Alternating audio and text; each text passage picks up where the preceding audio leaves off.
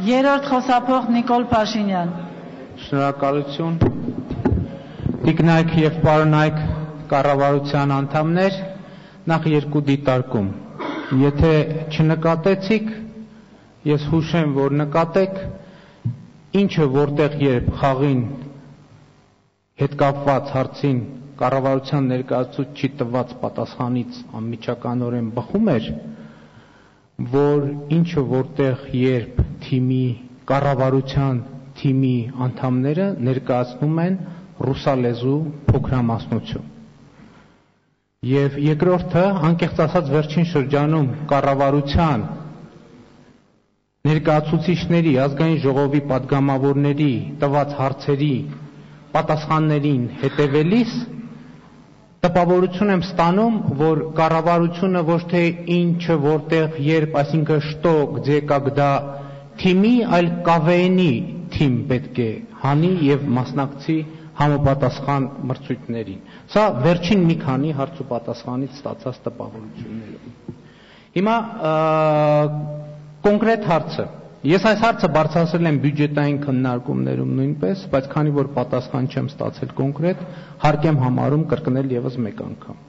Ուրեմն պետական բյուջեի 2014 թվականի բյուջեի նախագծում եկամուտների մասում, այլ եկամուտներ բաժնում կա մի այսպիսի տող, որ նախատեսում է հավաքագրել գումարներ գործադիր իշխանության մարմինների կողմից կիրառվող տուգանքներից։ Սրանց մեջ են մտնում նաև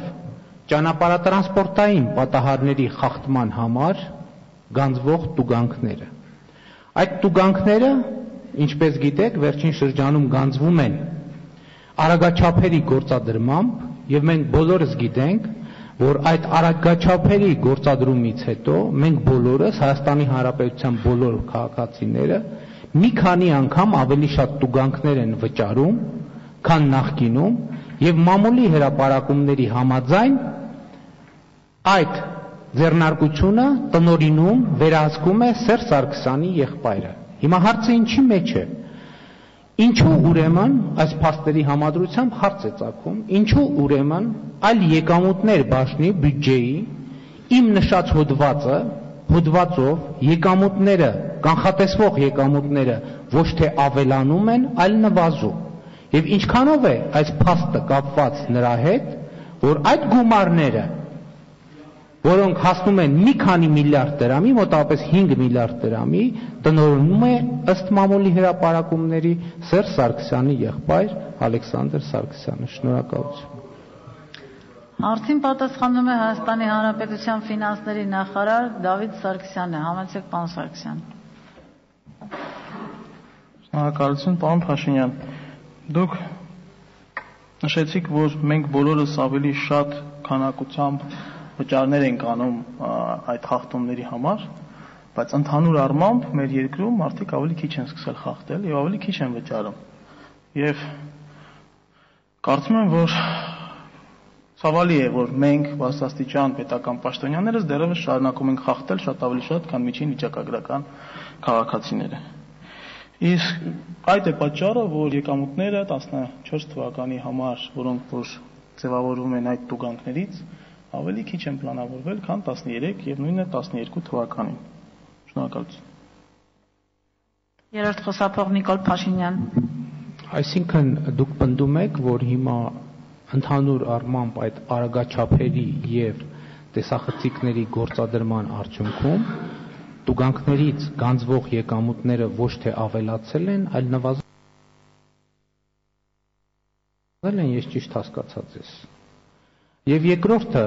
ընդհանրապես գոյություն ունի օրենքի առաջ բոլոր մարդկանց հավասարության սկզբունք։ Եվ դուք գիտեք, որ այդ տուգանքները գանձվում են համապատասխան արագաչափերի եւ տեսախցիկների կողմից ավտոմեքենայի պետական համարանիշները ֆիքսելու միջոցով։ Հարց է ծագում, ինչպես են օրինակ տուգանվում Սերժ Սարգսյանին, Տիգրան Սարգսյանին եւ Հովիկ Աբրահամյանին սպասարկող մեքենաները, քանի որ նրանց դիմային մասում որևէ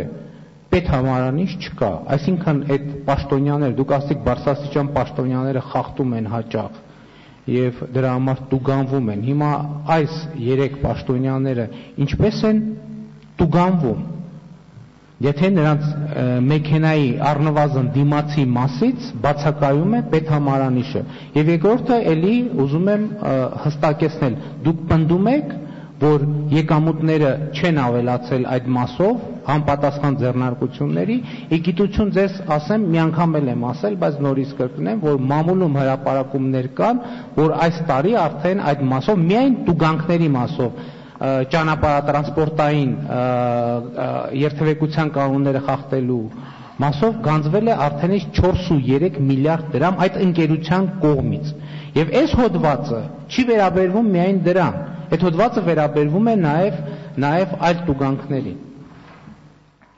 Պարոն Փաշինյան, առաջինը, երբ որ ես ասում եի բարձրաստիճան պետական պաշտոնյանին, ես նկատի ունեի ինձ եւ անձամբ ձեզ, որովհետեւ դուք հենց ասեցիք, որ դուք բոլորը, մենք բոլորս ավելի շատ ենք վճարում։ Ինչ վերաբերվում է Հայաստանության նախագահային, ազգային ժողովի նախագահային, վարչապետին իրենք պարզապես չեն խախտում, ի տարբերություն ինձ եւ ձեզ։ Լավ, եթե խախտեն ո՞նց է ֆիքսվելու։ Դա առաջինը եւ երկրորդը։ Կառավարությունը շատ մեծ քանակությամբ եւ առանձին անդամները շատ մեծ քանակությամբ տարբեր տաղանդներ ունեն։ Այո, կարող են եւ ինչը որտեղ երբ խաղալ եւ նաեւ ուրախների եւ հնարամիտների ակումբում։ Շնորհակալություն։ Շատ լավ, շատ լավ։ Հաջորդ հարցի համար